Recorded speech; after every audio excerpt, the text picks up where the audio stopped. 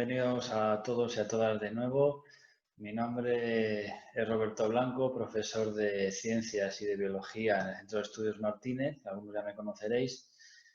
Y en el vídeo de hoy pues quería aprovecharlo para dedicarlo al mundo de los insectos y concretamente a uno en particular que ahora os desvelaré qué especie se trata, ¿vale?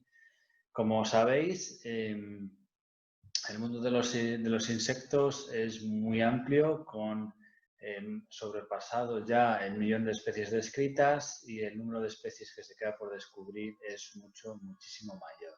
Se estima que el porcentaje de especies descritas apenas puede rozar igual el 10 o el 20%, así que imaginaros todo lo que queda por descubrir y que no llegamos a ver.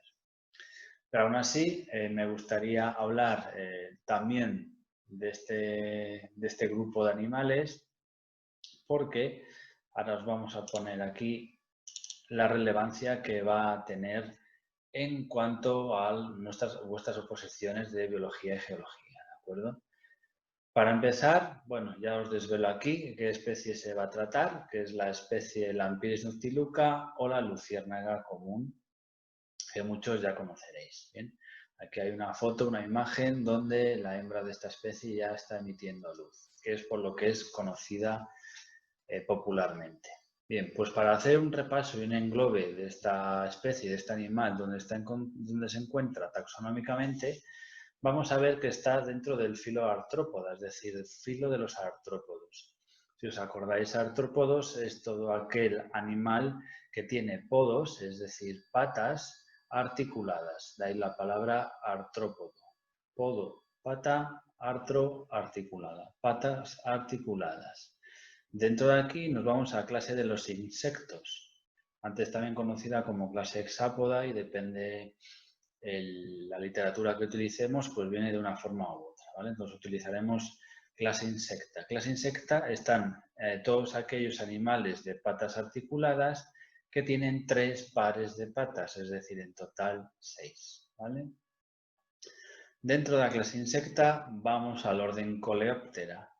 Los coleópteros son todos aquellos insectos, ya estamos en la clase insecta, que tienen su primer par de alas endurecido de forma como de escudo, ¿de acuerdo?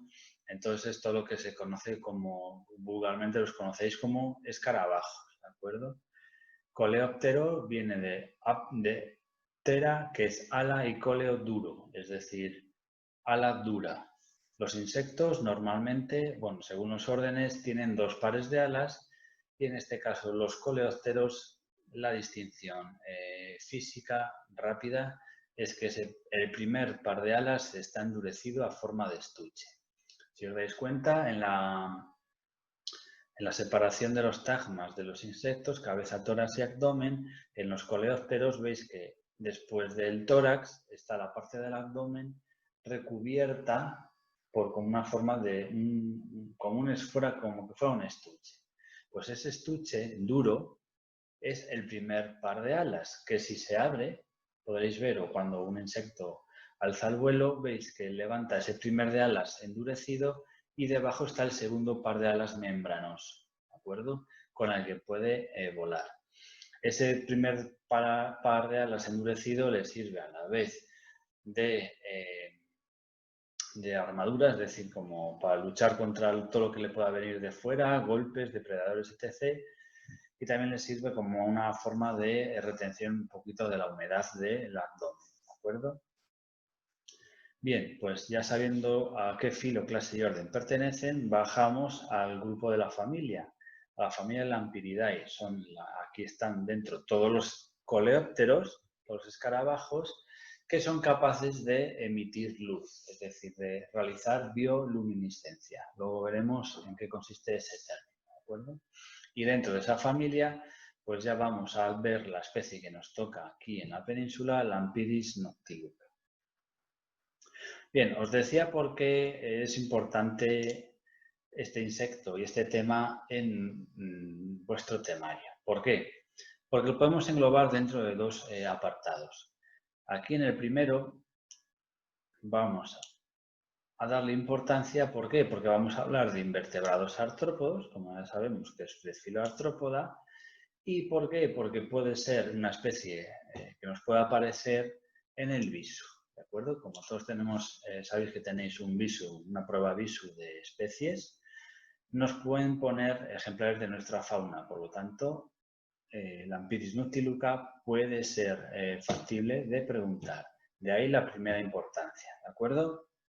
Y segundo, como vamos a ver, va a ser la reacción química que va a ser propulsora de esa bioluminiscencia, es decir, de esa producción de luz. ¿Por dónde viene esa reacción? De que este insecto coleóptero emita luz, ¿de acuerdo? Entonces, de aquí la importancia de este tema en dos apartados distintos, tanto en visu como en bioquímica en este caso. ¿Bien? Bien, pues visto esto, como ya sabéis, las luciérnagas son muy conocidas por dejar este tipo de espectáculos. Aquí veis un campo ya en la fase de oscuridad, casi la noche, en la que se ve como centenares, miles de estos insectos pueden cubrir a modo de alfombra luminosa todo el fondo donde se sitúa, ¿de acuerdo? Sabes que en todo el mundo hay aproximadamente unas 2000 especies de luciérnagas, ¿de acuerdo? Por lo tanto, nosotros vamos a quedar con la nuestra, que es Lampyris noctiluca. Aquí una primera representación tenemos al macho aquí a la izquierda y la hembra a la derecha. En la especie de nuestra península, el sexo que emite la luz es la hembra, ¿de acuerdo? Hay que diferenciarlo porque en otras especies de otros sitios es el macho el que emite la luz, ¿de acuerdo? Forma de distinguir macho y hembra es muy fácil. Veis que el macho tiene los juegos de alas completamente enteros, mientras que la hembra es áptera, es decir, no tiene alas. Si os dais cuenta, tiene cabeza que está debajo del pronoto y del tórax y después todo el abdomen al descubierto. Mientras que el macho tiene ese primer par de alas endurecido, de ahí lo de coleóptero, y debajo tiene el par de alas membranoso para volar. ¿Por qué la hembra es áptera? Porque no le hace falta, es decir, con esa emisión de luz va a emitir esa luz para atraer al macho que sí se tiene que desplazar para el apareamiento, ¿de acuerdo? De ahí que la hembra no sea áptera y el macho no. Bien, importante distinguir las fases de desarrollo, sobre todo de la hembra, para distinguirla con la larva de esta especie. ¿Por qué? Porque la larva, aquí a la izquierda, como la hembra adulta, son prácticamente muy similares, ¿de acuerdo? Únicamente podemos distinguirlas en que la larva, en estado juvenil, veis que el cuerpo es como más blandito, tiene textura como más blandita, más negruzca y tiene estos pares de manchas rosáceas a ambos lados de todo el cuerpo. Mientras que el adulto, veis que esas manchas prácticamente desaparecen y el color que toma ese cuerpo es como más marrón, más tostado y se aplana más. Y la consistencia de estos segmentos abdominales son más duros, más coriáceos, ¿vale? Sin embargo, aquí de derecha a izquierda veis el desarrollo desde larva, que veis ese aspecto más carnoso, más blandito, con esas manchas rosáceas a los lados, la fase de pupa y la fase de imago, donde la hembra adulta ya no presenta esas manchas laterales y tiene ese cambio de coloración y consistencia. ¿De acuerdo? Bien, la hembra es la que en sus tres últimos segmentos abdominales, la parte ventral, es decir, los ventritos, son los que son capaces de producir y emitir esta luz. Por lo tanto, la hembra se va a posicionar bien en el suelo, en una rama, y va a voltear ese vientre hacia arriba para que sea vistoso, es decir, para que llame la atención al macho, que es lo que nosotros solemos ver en la oscuridad, bien sobre alguna pared, algún fondo de suelo, sobre un tronco y vemos esa mancha lumínica. Bien, pues aquí el macho ha detectado a la hembra y aquí están en la fase de cópula. Ver también un poquito la diferencia de tamaño en vivo de la hembra y el macho. Bien, pues ¿cuál es la reacción de bioluminiscencia? Para empezar, tenemos que poder distinguir o saber distinguir la fotoluminiscencia de la quimioluminiscencia. La bioluminiscencia en sí, el concepto es la luminiscencia producida por seres vivos, por organismos.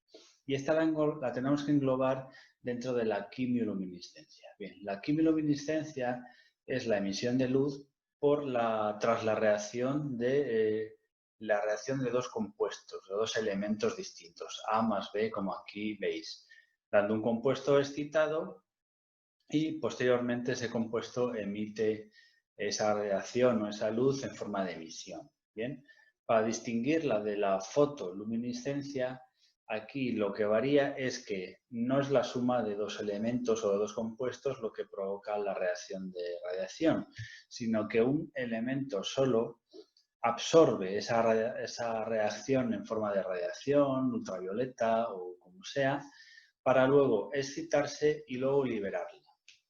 ¿Liberarla cómo? En forma de calor o también en forma de calor y también haciendo una emisión de radiación también.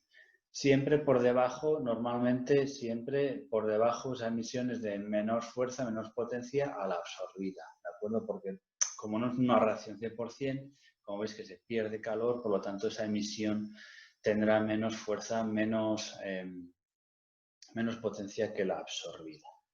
Dentro de esta fotoluminiscencia, es decir, como ya sabéis, solo la activación de un elemento, tenemos dos fotoluminiscencias de dos tipos, es decir, la fluorescencia y la fosforescencia. La fluorescencia, sabéis que es aquella en la que el elemento, el objeto, emite esa radiación en forma de luz, simplemente solo cuando es activada, es decir, solo cuando está recibiendo la radiación. Es decir, cuando desaparece la fuente de absorción de radiación, desaparece la emisión de luz. ¿De acuerdo? Y la fosforescencia es lo contrario, es decir, aunque quitemos la fuente emisora de radiación que absorbe, va a seguir emitiendo luz. Esto es el típico ejemplo, por ejemplo, de las manecillas de los agujas de los relojes o de estas estrellas que se pegan en la pared de los niños que durante la noche emiten esa luz, ¿de acuerdo? Entonces, fluorescencia solo emite mientras está recibiendo y fosforescencia emite aún posteriormente después de retirar esa fuente de energía. Y por lo tanto, eso, tenemos que saber diferenciarlo de quimioluminiscencia, que como os dije al principio, es la emisión de luz por la reacción de dos compuestos. Bien, ¿y cuáles son los compuestos químicos que son encargados en la bioluminiscencia de las luciérnagas? ¿De acuerdo? Voy a poner aquí para que se vea. Es la luciferina, es concretamente la D-luciferina. Aquí tenéis el compuesto químico y cómo emite esa bioluminiscencia en un pendor, ¿de acuerdo? La reacción química es que esa luciferina en presencia de oxígeno, es decir, en el abdomen, las células de la luciérnaga, ocurre esta reacción junto con el ATP y la enzima luciferasa, muy importante, oxidan la luciferina, dejando oxiluciferina, emitiendo CO2 más esa emisión en forma de luz, ¿de acuerdo?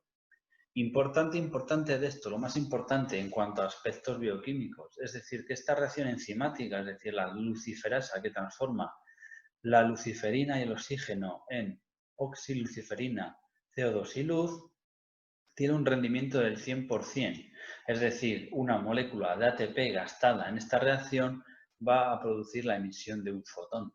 Es decir, no es una reacción exotérmica, no va a perder calor en esta reacción, porque si no, imaginaros que esa reacción desprendiera calor dentro del insecto, sería perjudicial para él, provocándole la muerte, ¿no? Es como que se friera desde dentro. Sin embargo, esa bioluminiscencia es una luz fría, que con esta reacción de la luciferasa lo que permite es la liberación de luz, la reacción enzimática 100% efectiva sin escapes de calor, ¿de acuerdo? Para curiosidad también es que la luciferina tiene ese nombre, ¿por qué? Porque viene del vocablo lucifer, que significa, viene de la palabra lux y fero, que significa luz y portador, portador de luz o lucero del alba. De ahí que esa sustancia se llame luciferina. Aparte de los referentes bíblicos o religiosos, que ya podéis hacer vuestras conjeturas de dónde viene la palabra, ¿de acuerdo? Bien. También de forma anecdótica, esta reacción es la reacción de la luciferasa, las reacciones de reducción y oxidación que tienen lugar para que pueda emitir luz, ¿de acuerdo? Nosotros estaríamos en esta oxidación, que en este punto de la luciferasa, cuando está reducida, es cuando entra en contacto con la luciferina y el oxígeno, ¿de acuerdo? En este punto. Y a partir de estas reacciones es donde emite la luz. Cuando emite la luz, vuelve a su estado oxidado y vuelve el ciclo, ¿de acuerdo? Entonces, la luciferasa, cuando se oxida, emite esa luminiscencia con esta longitud de onda, 400 nanómetros, ¿de acuerdo? Eso como forma de curiosidad. ¿Qué aplicaciones tiene? Pues la valoración de ATP, como es una reacción 100%, ¿de acuerdo? Pues empleando luciferasa recombinante, es decir, por técnicas de ingeniería genética, pues podemos obtener luciferasa para valorar cuánto ATP tiene una solución, ¿de acuerdo? O un conjunto de células. Midiendo la luminiscencia que emita, haciendo por una transpolación en una gráfica, podemos ver cuánta concentración de ATP puede tener, ¿de acuerdo? Otras aplicaciones, pues ingeniería genética, aquí tenéis una planta de tabaco en la que se insertaban los genes de la luciferasa, por lo tanto, veis que tiene bioluminiscencia la planta de tabaco. Pero no todo es bueno, es decir, las pobres luciérnagas también se ven abocadas a contaminación, y es la contaminación lumínica de las grandes ciudades, como vemos, con sus farolas, focos y luces nocturnas, las que a los machos, en este caso, equivocan esas luces, por lo tanto, no son capaces de distinguir bien la luz emitida por sus hembras. Imaginaros aquí una hembra en ese punto, la luz que pueda emitir se ve totalmente eclipsada por la de las farolas, por lo tanto implica que se ralenticen o desaparezcan los ciclos reproductivos de la especie, por lo tanto abocándola a un fracaso, ¿no? Y a una posible desaparición, ¿de acuerdo? Y con todo esto, pues sin daros más vueltas a todo esto, pues nada, me alegro de veros ahí. Recordaros que seguimos con nuestros cursos online y si queréis seguir viendo vídeos como estos o que os lleguen notificaciones, no olvidéis suscribiros al canal de Centro de Estudios. Muchas gracias y hasta la siguiente. Mucha fuerza en el estudio. Chao.